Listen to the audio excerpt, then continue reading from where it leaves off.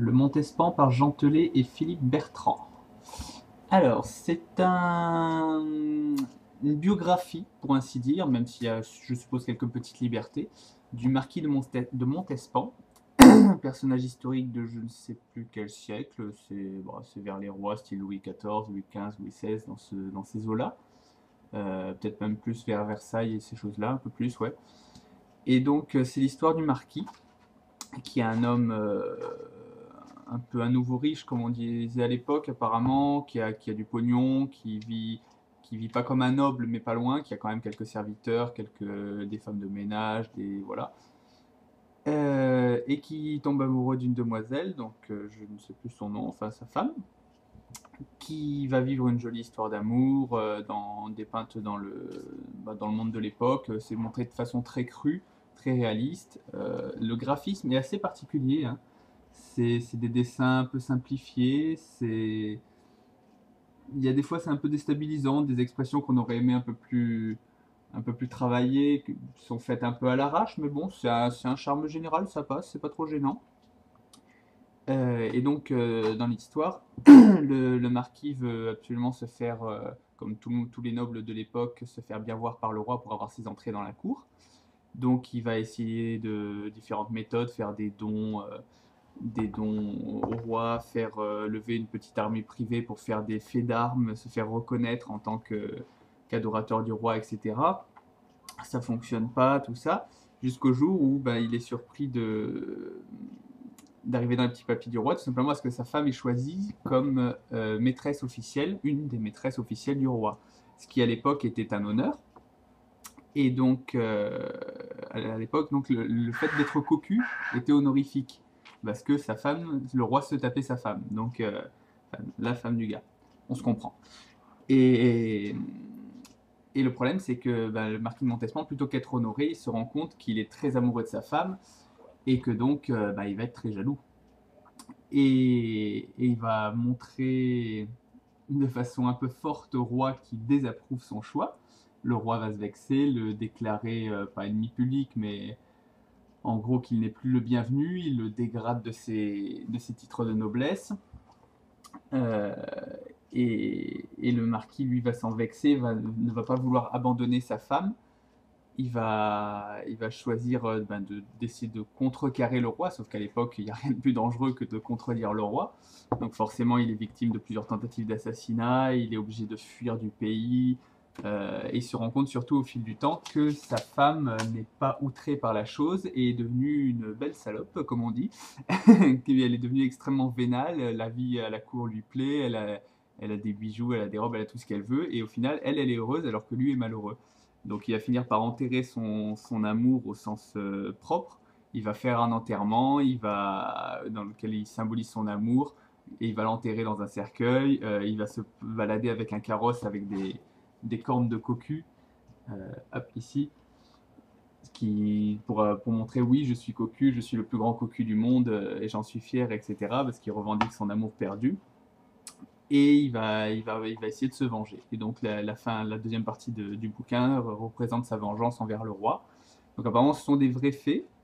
C'est... Je ne veux pas dire que ce soit extrêmement bien dans le sens où on saute beaucoup de passages malheureusement. Les passages qui deviennent intéressants et plutôt sympas sont tout d'un coup, hop, on saute 3 ans, on saute 2 ans, on passe c'est comme si on suivait vraiment la biographie de Montespan, ligne par ligne. En 1961, il a fait ça, en 1962, il a fait ça. Oui, mais nous, on voudrait savoir ce qui s'est passé après, entre 61 et 62. Donc au final, ça survole un petit peu le thème. Bon, c'est sympa, c'est distrayant, c'est une lecture sympa, mais voilà. Ça reste très modeste comme lecture. Le Montespan. Le roi banal, par Ozanam et Kyung-eun. Alors, c'est une association entre un Français et un Coréen qui a fait cet album. Très sympa. C'est un conte. C'est un conte, l'histoire d'un vieux monsieur. Ça commence comme ça, dans les 3 premières pages. C'est un monsieur qui rentre du supermarché avec une galette des rois. Il mange même pas le gâteau, il prend juste la couronne. Il va s'installer dans son salon dans un joli fauteuil et il se déclare lui-même. Il le dit, j'ai l'honneur de déclarer la naissance du royaume de Georgietia, pardon. Et devant cette assemblée, je me sacre roi Miao, premier souverain de sa majesté.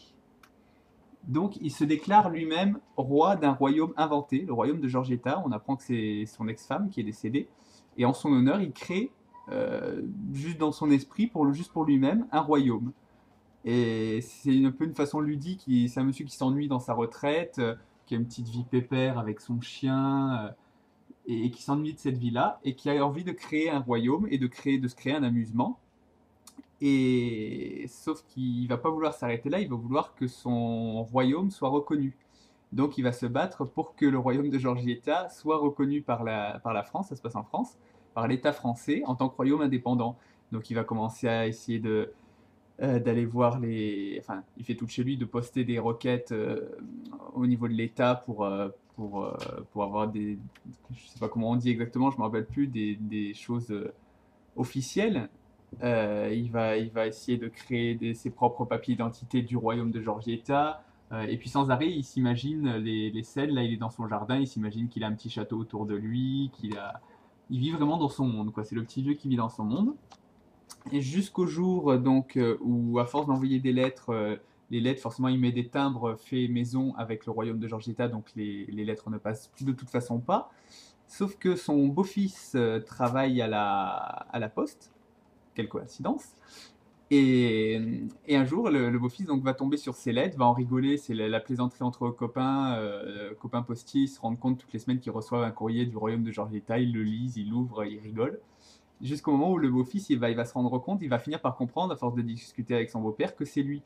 Et donc sans lui dire, le beau-fils il est touché par son histoire, par l'histoire de son beau-père, parce qu'il s'ennuie un peu avec sa femme, donc la fille du vieux monsieur, et il va décider de répondre en se faisant passer pour l'État français, euh, et nourrir un peu la folie, entre guillemets, du beau-père, sauf qu'il voit pas ça comme une folie, il a envie de le faire rêver un peu, c'est un vieux monsieur qui l'a touché, et donc il va faire croire que bah, les démarches sont en cours, que le royaume va bientôt être accepté, que c'est... Voilà, va nourrir son rêve.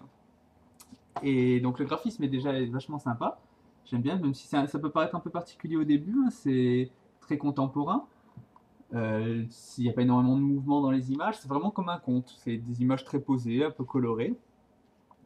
Et le scénario, ça s'arrête à peu près là, sauf que bah, jusqu'au moment, après, il y a le beau-fils qui a des petits soucis de couple avec sa femme. Sa femme va croire qu'il voit une autre femme, etc. Le beau-père, lui, va comprendre que le beau-fils a compris. Donc ils vont être un peu de connivence dans ce royaume. Il va essayer d'aider son beau-fils à récupérer sa fille, etc.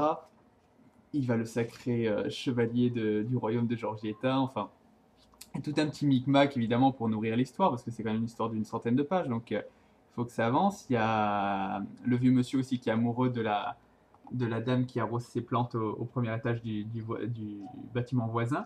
Donc il imagine que c'est une princesse captive dans un château, etc. Il continue de s'inventer son film. Et voilà, après la fin, vous la découvrirez si vous la lisez. C'est une jolie aventure humaine, c'est sympa. On en sort avec l'histoire, avec l'idée d'une jolie histoire, d'un joli petit conte. Conte que le beau-fils va se mettre à écrire parce qu'il a une petite passion d'écrivain. Il va se mettre à un peu écrire l'histoire de son beau-père. Donc voilà, tout le monde est un peu dans sa part de rêve à s'écrire son petit univers, se créer son monde, et ça fonctionne bien, c'est sympa, on sort de cette lecture apaisé, en ayant lu quelque chose de très joli, quoi. Donc voilà, ça je le conseille beaucoup, c'est une bonne lecture. Le roi banal.